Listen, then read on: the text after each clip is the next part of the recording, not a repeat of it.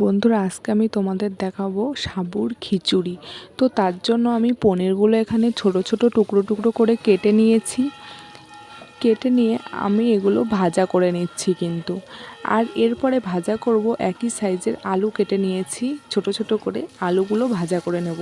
তোমাদের কাছে যদি অন্য সবজি থাকে তাহলে কিন্তু ইউজ করতে পারো। তো আমার কাছে যেহেতু ছিল না, আমি এই পনির আর আলুটাই ইউজ করেছি।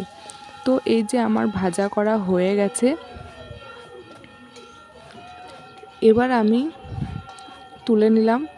দিয়ে এবার কড়াইয়ের মধ্যে আমি দিয়ে দেবো ঘি, আর ফোড়নে দেব, ফোড়নে শুকনো লঙ্কা, দুটো এলাচ, লবঙ্গ, গোটা জিরে দিয়ে দিয়েছি। আর এই দেখো সাবুগুলো আমি ভিজিয়ে রেখেছিলাম, দেখো ভিজে কত বড় বড় হয়ে গেছে। আর এগুলো কিন্তু একদম ছোটো দানার সাবু না, এগুলো একটু বড় দানার সাবুই। আর আমি এখানে মুগের ডালটাও ভিজিয়ে রেখেছিলাম, তো আমি ডালটা এই যে ভাজা করে নেব। একবারে ফোড়ন দিয়ে ওর মধ্যে ডালটা ঢেলে দিলাম, দিয়ে আবার আমি ডালটা এখানে ভাজা করব। যেহেতু সাবুর খিচুড়ি বানাবো, তা ওর মধ্যে কিন্তু আমি জল ইউজ করব না। তো এই যে ভিজিয়ে রাখা সাবুগুলো এবার ডালের মধ্যে ঢেলে দিলাম। ঢেলে এই যে ভালো করে আস্তে আস্তে কিন্তু নাড়তে হবে, যাতে একটার গায়ে আর একটা সাবু না লেগে যায়। যেহেতু জল ইউজ করব না, তো ভালোভাবে অল্প আঁচে সবগুলো ভাজতে হবে। এইগুলো আমি সাবুগুলো দিয়ে এই যে নেড়ে চেড়ে নিচ্ছে, আর একটু হলুদ দিয়ে দিলাম। তোমরা হলুদটা চাইলে নাও ইউজ করতে পারো, আমি হলুদটা একটু দিলাম একটু কালার আসার জন্য।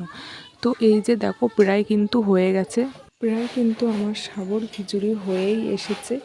সবার শেষে একটু দেব আবার একটু ঘি দিয়ে আবার একটু নেড়ে চেড়ে নেব। আর ভেজে রেখেছিলাম বাদামটা আমি উপর দিয়ে ছড়িয়ে দেবো, ছড়িয়ে আবার একটু নেড়ে চেড়ে নেব। এবার আমার প্রায় সাবুর খিচুড়ি কিন্তু কমপ্লিট হয়ে গেছে।